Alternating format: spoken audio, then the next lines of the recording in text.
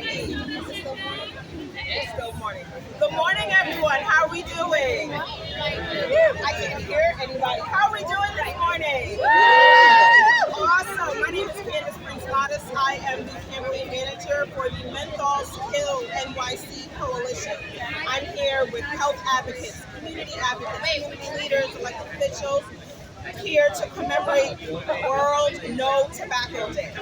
So in 1987, the World Health Organization conceptualized World No Tobacco Day as a means of spreading global awareness about health, environmental, and economic impacts of tobacco use, as well as the sinister business practices that tobacco companies have undertaken for the last 35 years or more.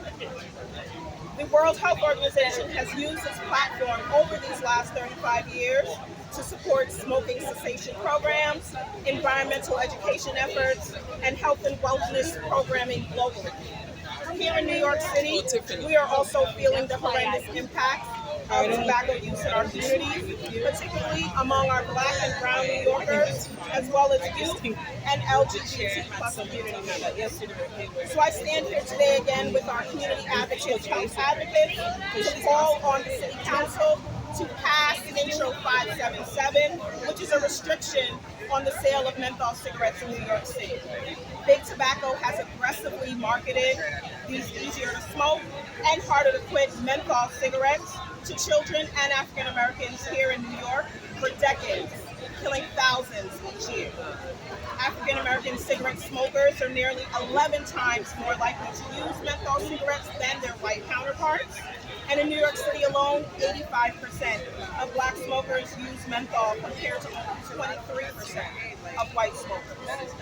We're losing upwards of 40,000 Black New Yorkers annually due to tobacco-related illnesses, and the City Council squarely has the opportunity to make a change today here. Every other flavored cigarette has been banned in New York City retail shelves except mint and menthol. So let us be very clear that this is no accident. It is the result of the tobacco industry's deliberate efforts to maintain their profits at the expense of Black and Brown communities. This legislation would end that loophole and for good in New York City. So you're going to hear from many of our advocates today on why they support this measure, why it needs to be passed today, and why we are demanding for the City Council to act today. So first up, I'd like to call on Vanetta Dudley of Smoke Free NYC to talk about her organization's advocacy efforts. Next, we're going to call on the bill's sponsor, none other than the fearless Rita Joseph out of Brooklyn. Councilmember Joseph. Yes. All right, Brooklyn. Brooklyn's in the house. Brooklyn's in the house. Good afternoon, everyone. I'm Councilmember Rita Joseph from the mighty borough of Brooklyn. Yes, I do have Intro 577. I'm also the sponsor which banned the sale of menthol products. Many of you know my dad was a smoker for many, many years, so we want to make sure that we get this out of the hands of young people. And of course, our community is always targeting Black and Brown communities. We want to make sure we keep them safe. Today we celebrate the 36th annual World No Tobacco Day, and as I'm fired up to get this bill passed. I'm fired up. I'm ready. Let's do this. Yeah. That's right. Far too long, Big Tobacco has aggressively marketed easier to smoke, harder to quit menthol flavor cigarettes to kids and African Americans in New York for decades, and it kills thousands every single year. In fact, Black people are 18% likely to die from disease from smoking than white smokers. Enough is enough, and hopefully by the next World No Tobacco Day, our bill have crossed the finish line. So next year, we don't have to stand here on World Free Tobacco Day to call on the council again. So I'm calling on my colleagues. I know many of them have signed on to this bill, so I'm looking forward to passing this bill into a 577. Once again, my name is Councilmember Rita Joseph, and I am your ally in thank you. Yes, thank you. Let's give it up for Councilmember Joseph. This is how we get results in this city. We can't wait on Albany. We can't wait on the federal government. New York City has to lead from the front. And if we don't have leaders like Councilmember Rita Joseph, we are dead on arrival. That's right. Not to be outdone. We certainly, again, have to rely on our education advocates, our community advocates, our youth advocates to help spread the word so that the tobacco companies do not get one more young person hooked on cigarettes, right? And so we're going to call on Vanetta Dudley of NYC Smoke Free to talk about her organization's advocacy efforts to protect our young New Yorkers. Good morning, everyone. My paper actually says good afternoon, but it's still morning. So my name is Rita Dudley. I'm the director for NYC Smoke Free at Public Health Solutions. As we've heard today is World No Tobacco Day. This day was created to bring awareness to more people about the dangers and health risks associated with smoking tobacco and ultimately to stop the use of tobacco around the world. Today we are here to continue to build that awareness among the public on the dangers of tobacco use, especially here in New York City.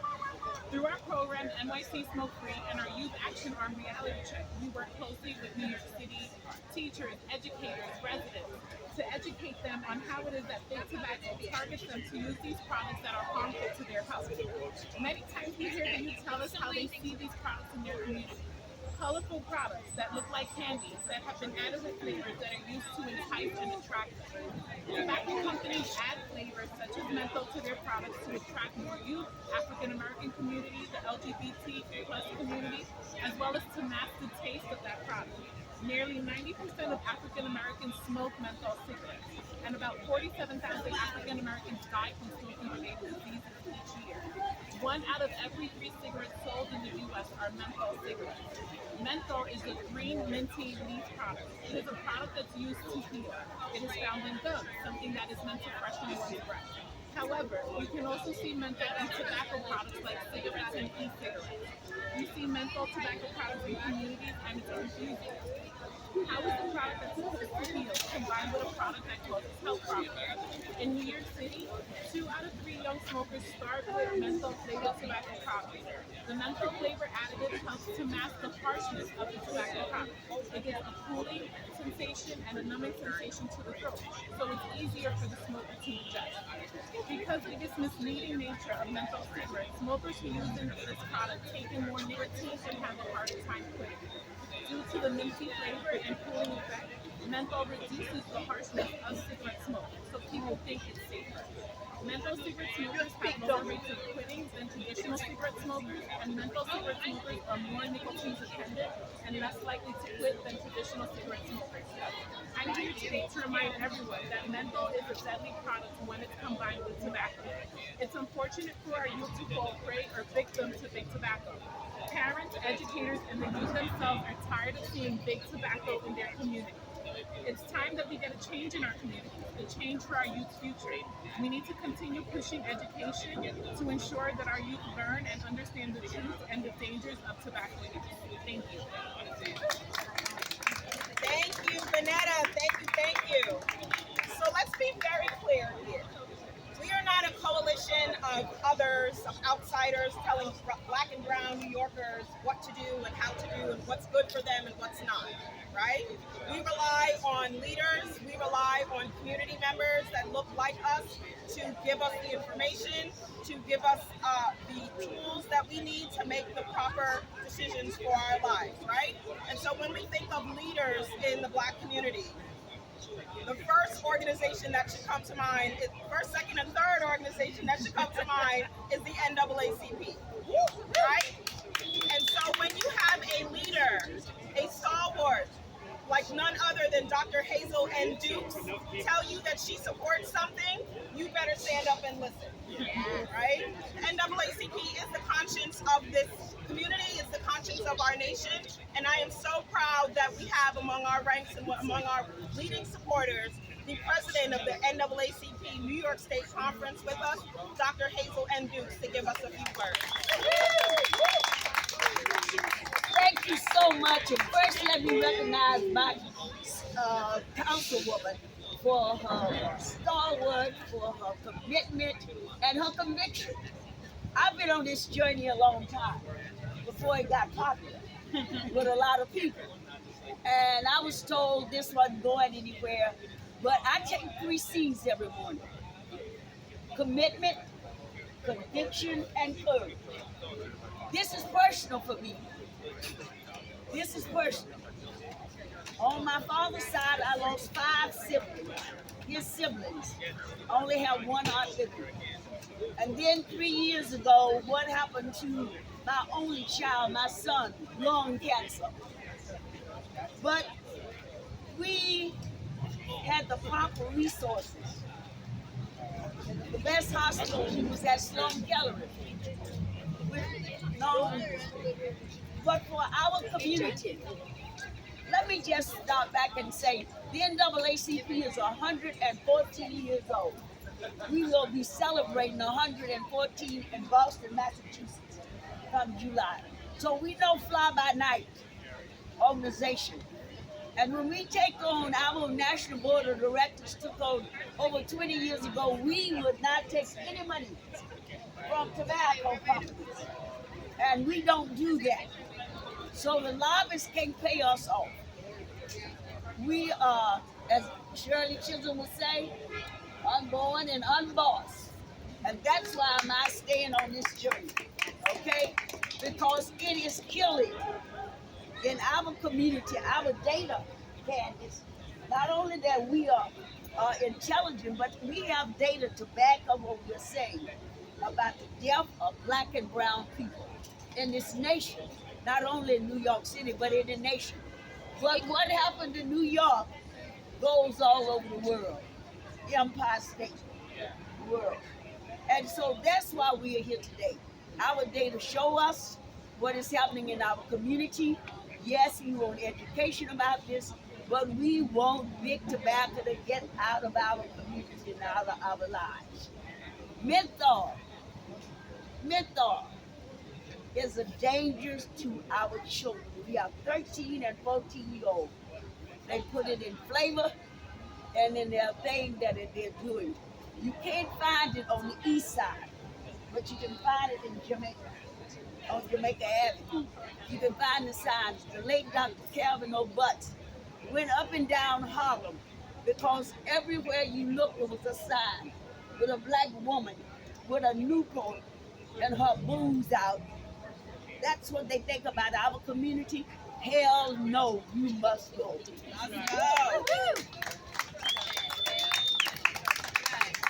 Thank you so much, Dr. Dukes. And I again just want to underscore how appreciative we are for your continued support and leadership on this cause. Let me clarify something before the naysayers jump on us, right? This bill will not, let me repeat, will not criminalize the use of those who use or seek out menthol. Absolutely. We are targeting the retailers and the retailers only. NYPD has nothing to do with this. Nothing to do with it. Absolutely nothing at all. So let me say it again. Yes. This bill will not criminalize black and brown folks who seek out menthols once the restriction is in place. I know that the lawmakers that are currently stand with us are amending the legislation to codify it into law, Right. So that it adds to the already legal practice that the New York City Department of Consumer and Worker Protection issues fines for those retailers who break the law. So that's who we are targeting, retailers and retailers only. What you do behind closed doors, walking down the street, none of our business, not NYPD's business, point blank, period. Okay? As we seek to close out, we do want to again underscore that we do rely on folks who come with information, folks who come with stats and data to inform our issues. And we do want to bring up a huge partner in this fight from the American Heart Association, Trevor Martindale, our Community Impact Director. Yes. Absolutely. Thank you so much. Thank you so much. I can't add any more to what's already been said by so many impassioned leaders. Once again, I'm Trevor Martindale, Community Impact Director for the American Heart Association here in New York City. And I'm truly, truly honored to be surrounded by so many impassioned leaders in a call to action to remove menthol flavored products and cigarettes from our retail shelves. smoking is a leading contributor to heart disease and so many other illnesses. Yes. Each year, more than 72,000 Black Americans are diagnosed with tobacco-related illnesses, and each year, 39,000 Black Americans die from said illnesses. As Dr. Dukes mentioned, I too can remember elders in my community walking around with hats, apparel, essentially modeling for Big Tobacco, just to show how aggressively Big Tobacco has acted in our community, sponsoring concerts, festivals, and all things of the sort to ensure that they have our buy-in, to be absolutely flying under the radar to the damage that they're doing to Black communities and to the health of Black people. So I'm here today once again with a simple message calling on City Council to enact legislation to remove menthol flavored cigarettes from our shelves. Every other flavored tobacco product has been removed from our shelves. Yes. Why must this remain? So we must get rid of menthol flavored products from our shelves, and I think with the support, of course, of Councilwoman Rita Joseph, we absolutely will get that done. Thank you again. Thank you, Trevor. Right, and so again, as we close out, just a reminder that every day that we wait to pass this bill, another Black or brown child gets hooked on a substance that could prematurely end his or her life. We must end the sale of menthol cigarettes in New York City. We must invest in the health and safety of Black communities and all communities impacted by menthol cigarettes. We need the City Council to do what's right and pass Intro 577 now. Yes. Now. If there are any questions? Now. And the name of your organization? Menthols Kill NYC. What's your name? Your name. My name, Candace Prince Modest, CANDACE, PRINCE MODESTE.